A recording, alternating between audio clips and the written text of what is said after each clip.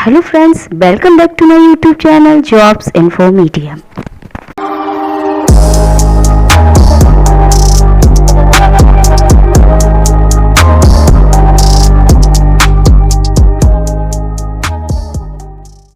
आए हैं आधुनिक भारत के इतिहास की पार्ट नंबर दूसरी सीरीज।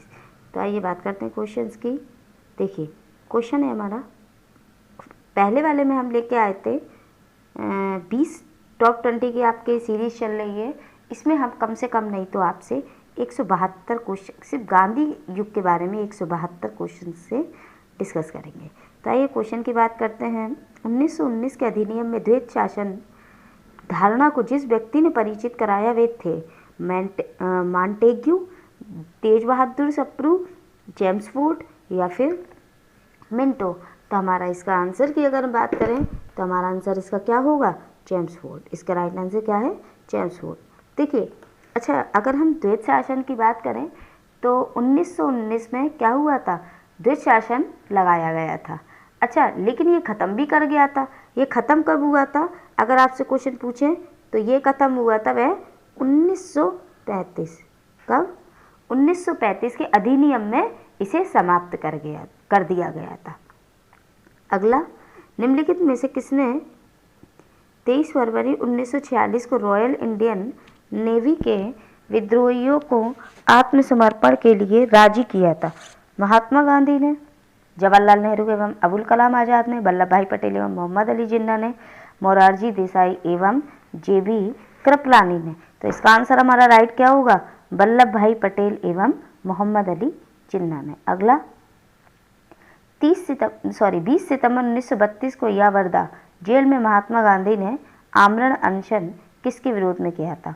सत्याग्रहियों पर ब्रिटिश दमन के विरोध में, गांधी इरविन पैक्ट के उल्लंघन के विरोध में, रैमसे मैकडोनाल्ड के सांप्रदायिक पंचायत के विरोध में, कलकत्ता में सांप्रदायिक दंगे के विरोध में। तो हमारा राइट आंसर इसका होगा क्या, रैमसे मैकडोनाल्ड के सांप्रदायिक पंचायत के विरोध में। देखिए अगर हम इसमें आपको गांधी इरविन समझौता की बात करें तो आप हमें कमेंट बॉक्स में बताइए गांधी इरविन समझौता पैक्ट कब हुआ था।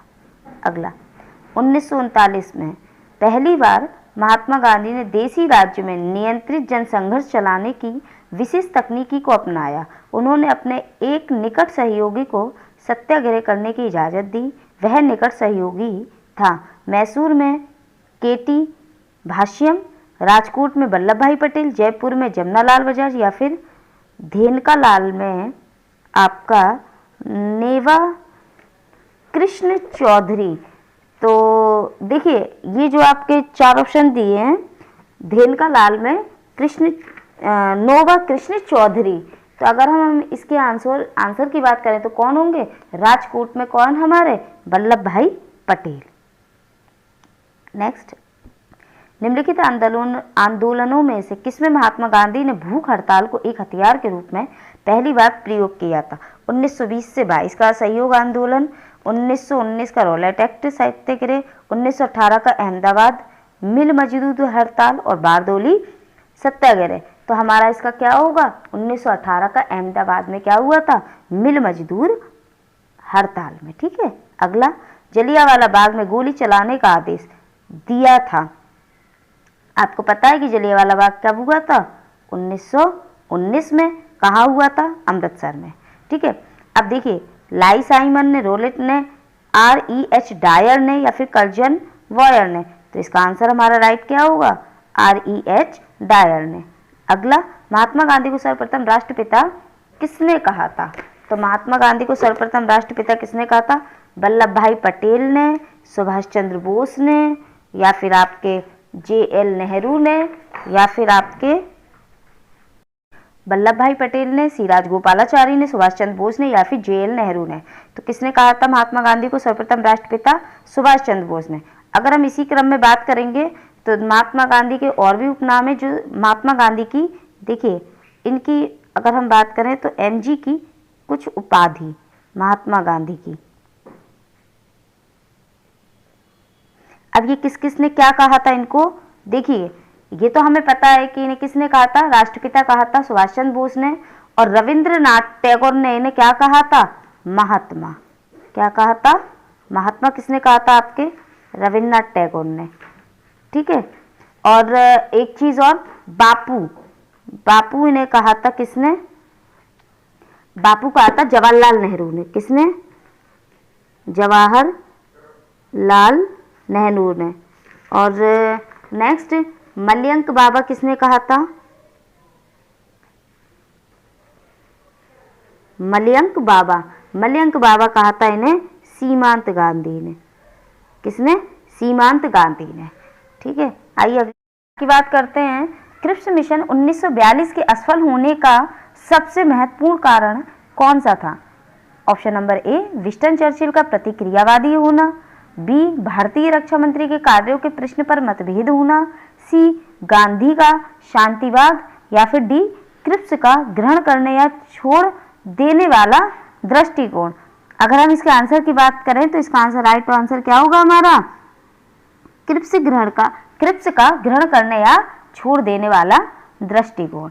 हमारा क्रिप्स मिशन कब हुआ था, 1942 में।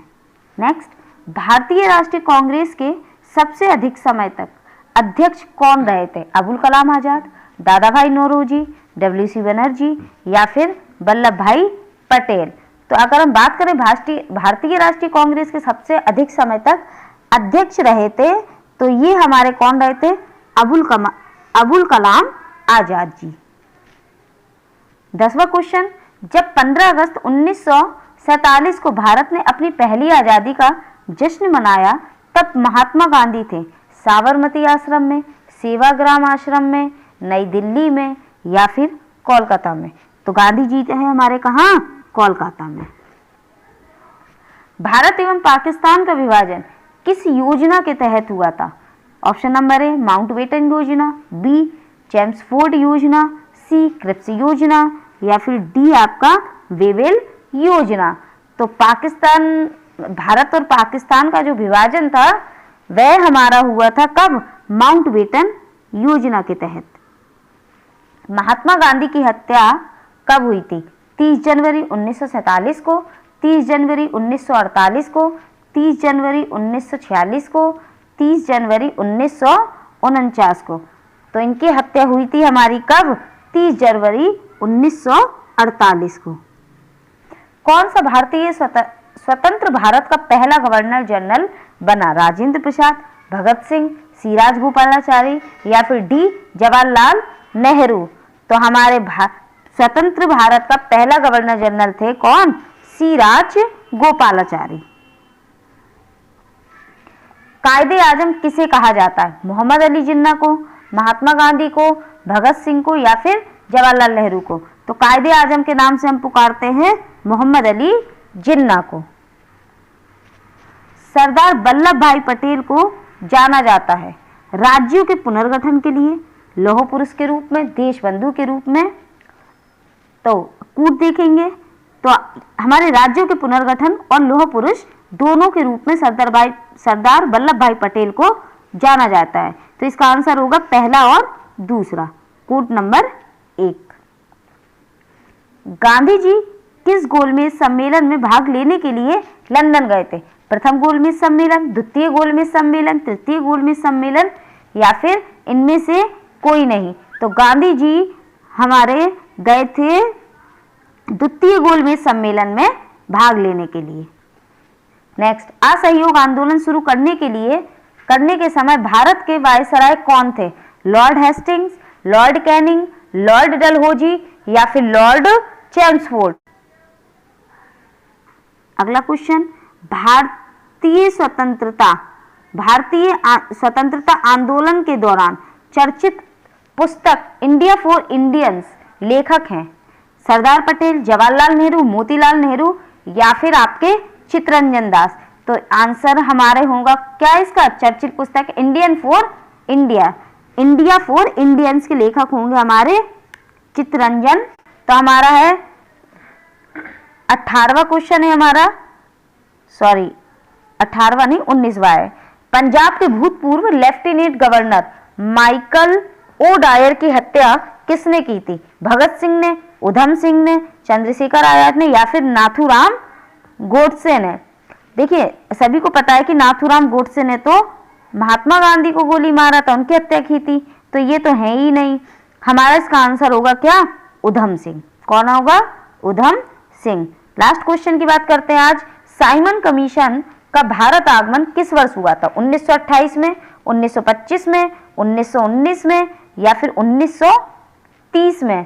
तो साइमन कमीशन भारत आया था 1928 में। हमारा राइट आंसर क्या होगा? 1928 में। Thank you. इसी प्रकार से आप हमारा वीडियो देखते रहिए, हम आपके लिए और 20 सीरीज इसी प्रकार से लाते रहेंगे। धन्यवाद।